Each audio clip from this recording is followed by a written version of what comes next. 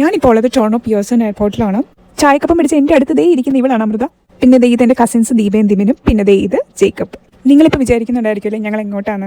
V are going for a vacation to Mexico and we all are super excited. കാനഡയിൽ വന്നിട്ട് ആദ്യമായിട്ടാണ് ഞങ്ങൾ വേറൊരു രാജ്യത്തേക്ക് ട്രാവൽ ചെയ്യുന്നത്. പിന്നെ കനേഡിയൻസിൻ്റെ എപ്പോഴത്തെയും ഒരു വെക്കേഷൻ ഡെസ്റ്റിനേഷൻ തന്നെയാണ് മെക്സിക്കോ. ടൊറന്റോ പിയേഴ്സൺ എയർപോർട്ട് അത്യാവശ്യം തിരക്കുള്ള ഒരു എയർപോർട്ടാണ്. ഇതുണ്ടോ ഫ്ലൈറ്റ്സ് എല്ലാം വെയിറ്റ് ചെയ്യണം ടേക്ക് ഓഫിന് വേണ്ടിയിട്ട്. കാണാൻ നല്ല രസമുണ്ടായിരുന്നു, അതുകൊണ്ട് ക്യാപ്ചർ ചെയ്തെടുത്തോ.